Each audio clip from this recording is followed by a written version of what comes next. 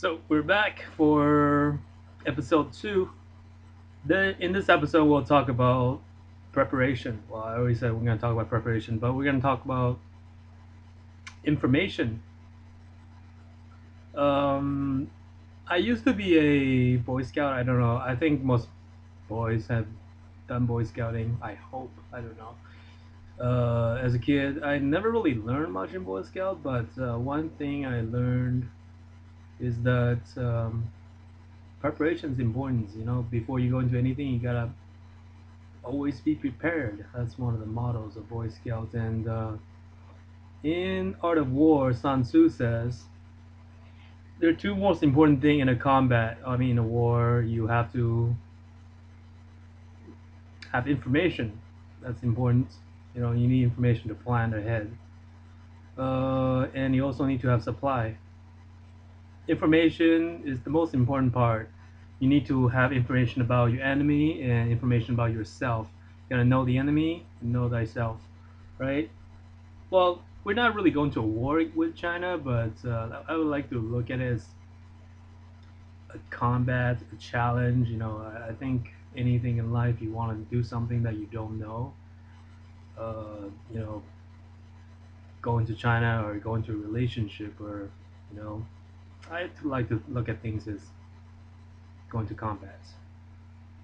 Uh, so first part, you want to know about yourself. I think one thing I could pride myself in is I know a lot about myself, the good parts and the bad parts. I know all about my own vices and my own. Well, I don't really have any good quality. I think the best good quality about myself, the best quality about myself is I know all my bad ones.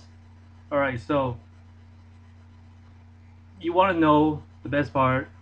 Most important part is you want to know what kind of person you are. If you're a lone traveler or a group traveler, what kind of things you like to see, what kind of things you don't want to see.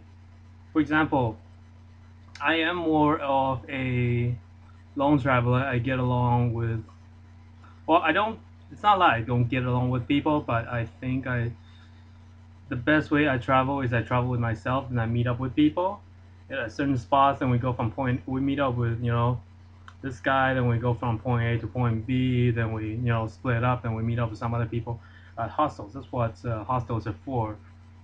Mm, I this one time, let me tell you a story. This one time, I traveled with this Japanese girl who I met on the road. We traveled for a bit, but I really can't travel with her after a couple of days because she had to wake up like 6 o'clock and do this and do that at 7 and go for the bus at 8, and just everything she's doing is unscheduled. It is ridiculous. Uh, well, I'm not saying that it's a bad thing to have planned, but I think if you're on vacation, you're on vacation. You do whatever you want. I want to wake up whenever I want to wake up, and if I miss the bus, I'll take it tomorrow. I'll take the next one. I want to eat when I'm hungry. I want to sleep when I'm tired. I am not here to do a job. I'm here to have a good time and do whatever I want, right? But that's not how everybody travels. So you want to know how you travel?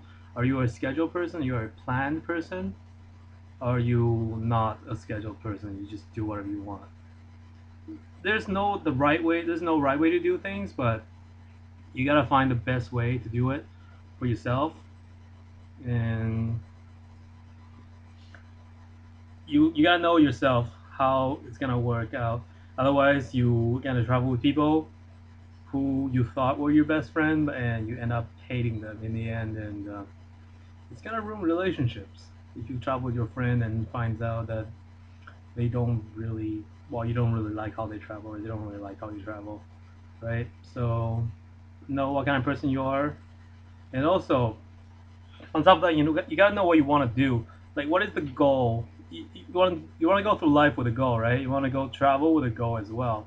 So what kind of goal you have? For example, I am a person that I don't like cities. I hate cities. So I'm gonna go somewhere that don't have a lot of modernized civilization. not a lot of cars, not like millions of people. So rural areas and away from the cities and middle of nowhere with no civilization, where people that don't try to rob you all the time. I've been robbed, and it's not pleasant. Also, you want to know what you want to see, right? Uh, some people like to see good sceneries. Some people like to see tall buildings and architectures. Some people like to see. Some people like to go find good food, and some people go like to see Broadway shows, and everybody has different things, right? So some people go to Vegas to see the show. Some people go to Vegas to eat the food, and some people go to Vegas to see the desert. I don't know. Some people does that probably.